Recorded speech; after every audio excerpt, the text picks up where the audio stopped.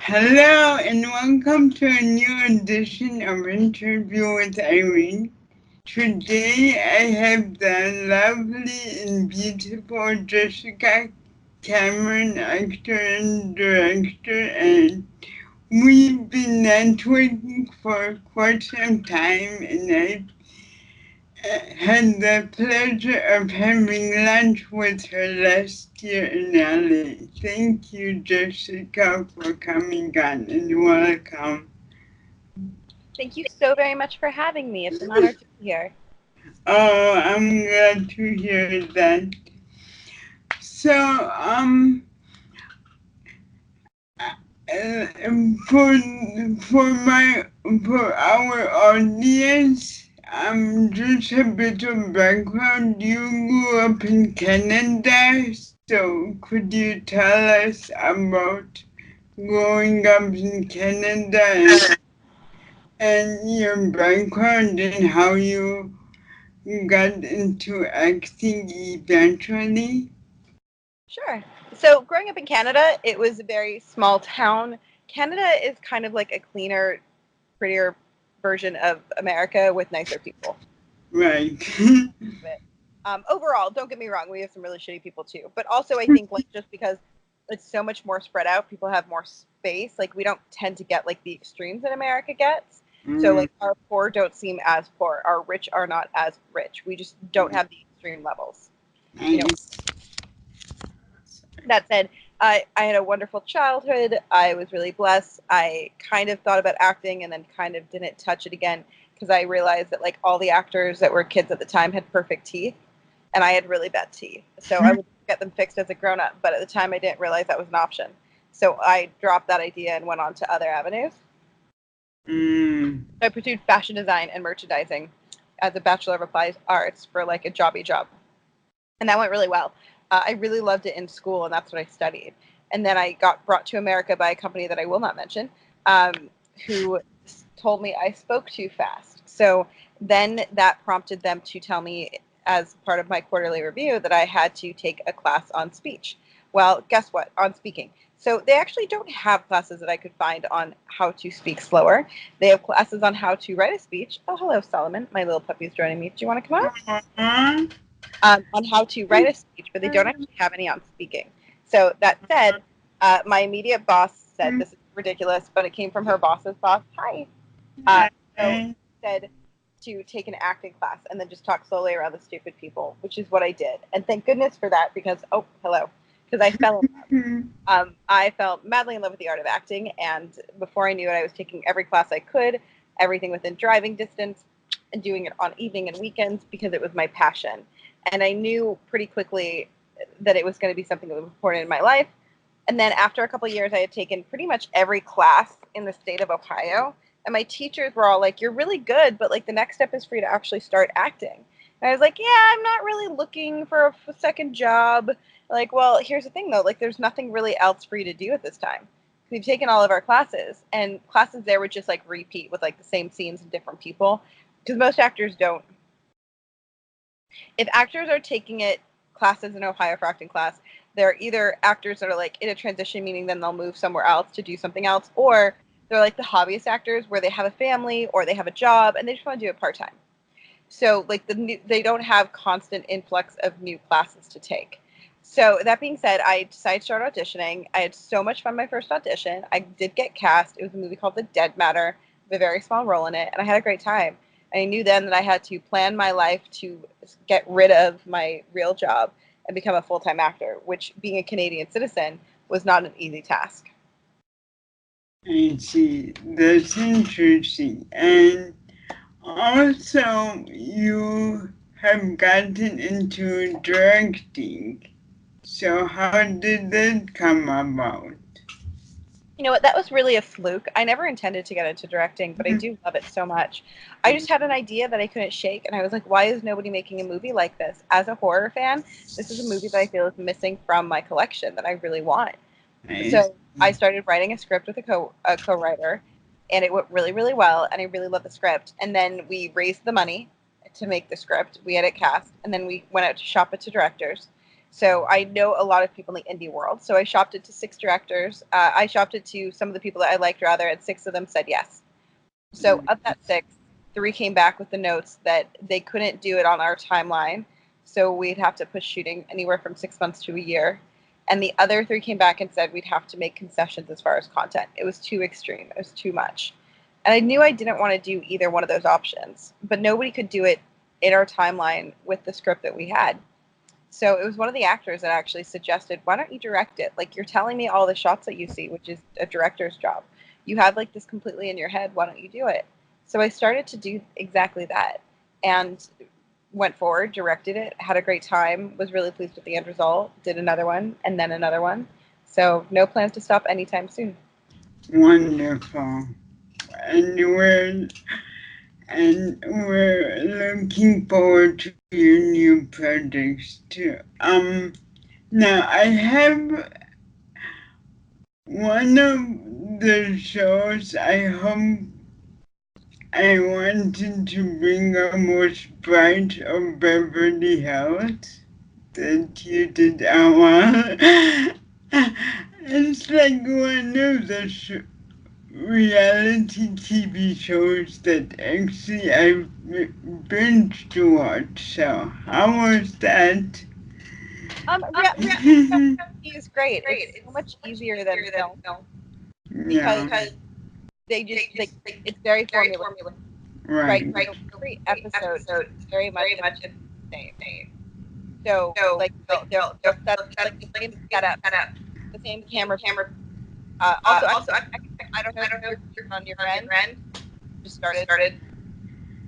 But anyway, so the TV, it's all formula. So it's like the same crew. So they're like, go, go, go, get the I shot, see. get the shot. So it's a Nice, lot easier for film because it's not really a creative aspect so much to it. right, Like it's the same setup, the same shots, just with different people, and in my case, different dresses.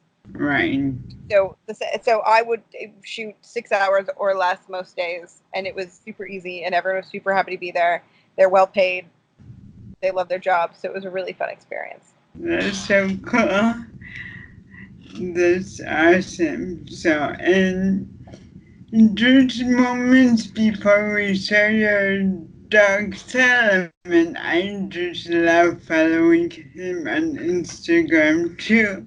So, Yeah, he's my little world. I love oh, him very, very, very much. yeah.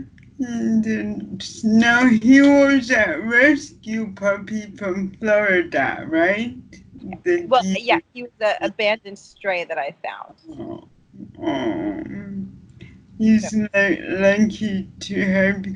And you also have cats, right? I do. Oh, Is one of them above us right now? Put up on there because I cats. see.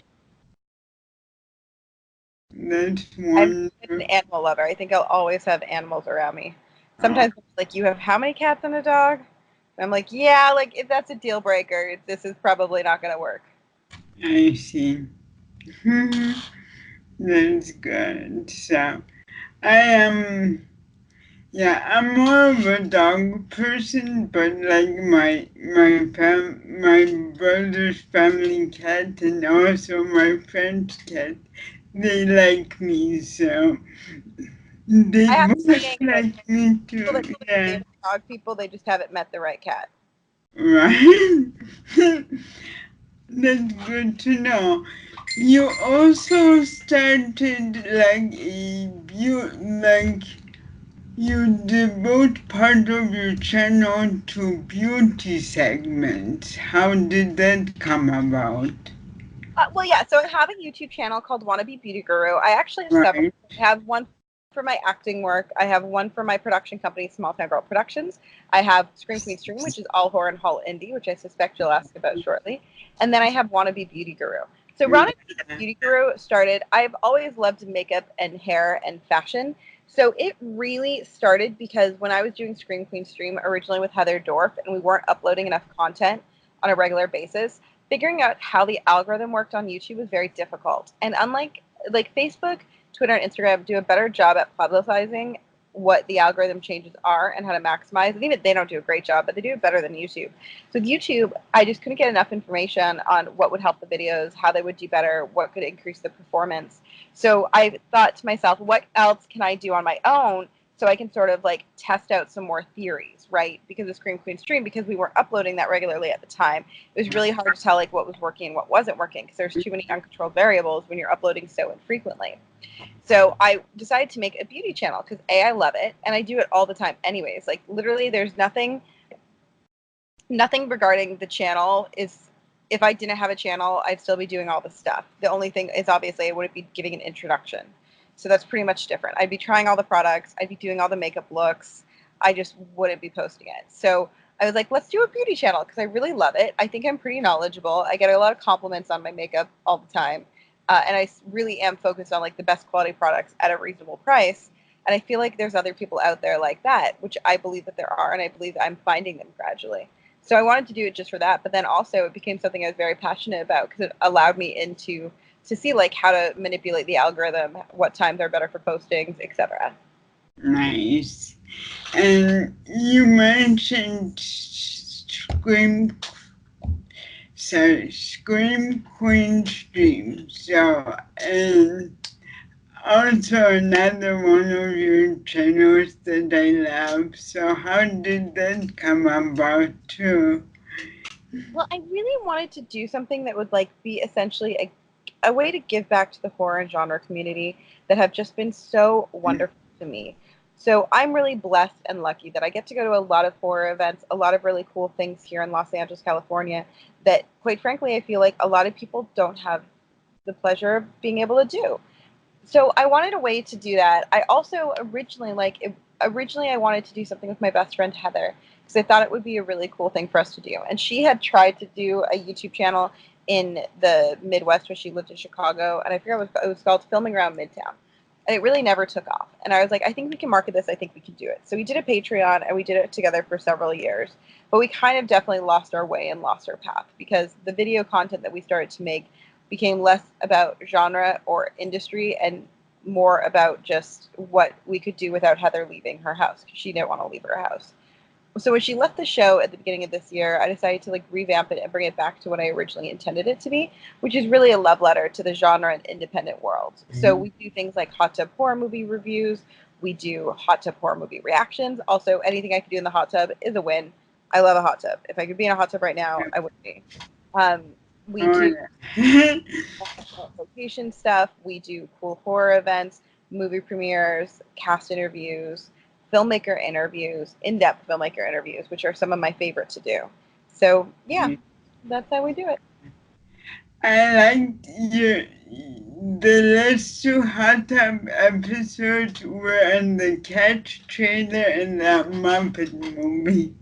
And I know those were not horror, but I really like those They're because not, but I would argue that they're a very niche genre in their own right. And I don't know about you, but I think the Cats trailer is one of the scariest things I've seen in a very long time. I don't Oh, think sorry, I've connection's seen poor. it too. Hello, this is Irene again with Jessica. We had some technical difficulties, but so this will be a two-part interview. Um, and now I will continue. So we talked about your movies and directing and Scream Queen Stream and um so you're always busy and I know like even your fans have joking about you never sleeping, but do you have any other hobbies outside of your work? I honestly, my hobbies are pretty much just my pets, right? They're not really like my hobbies; they are Right. life choices. So no, So I no, have like filming and writing scripts and developing ideas spending time with the people that really I care about are pretty much all there's time for in the world. Nice. But I'm lucky, like essentially my hobby is my career in very many ways. That's wonderful. And that's important. If you're right, because if you do something you love, then it feels like your hobby and you don't even think of it as work. So I agree. That's a very good sentiment. So, um, I think so. any, any advice for future actors or directors? Honestly, I think the important thing is just to get out there and start doing what you love. You know, be prepared to put long hours in without any kind of compensation for a long time. You know, you really have to cut your dues and really cut your teeth. So I think that that's something that a lot of people struggle with. A lot of people want more than they get, more quickly than they get it. And I think that that can be very dangerous to sort of fall into that trap just because at the end of the day, it does take a while in this business. And it's not about necessarily are you the most skilled or the most talented. There's so many other factors, you know, right time, right place, etc. So really just to sort of keep at it and, you know, take an inventive approach and you know, if you're not getting the roles that you want as an actor, if you're not getting the movies you want as a director, figure out how to do them yourself. You know, I'm not saying like make that script for no money if it's not possible. I am saying maybe find that script that you can do for whatever you have access to, right? Which I think is something that a lot of people don't do, and I think that there's a miss there a lot of the time. Right. I agree. And thank you so much. And thank you for joining me today. It was a pleasure to have you, and hopefully we can talk in the future too. Absolutely, I would love that. Wonderful. And thank you for joining me for this episode of Interview with Irene. I'll see you next time. Bye.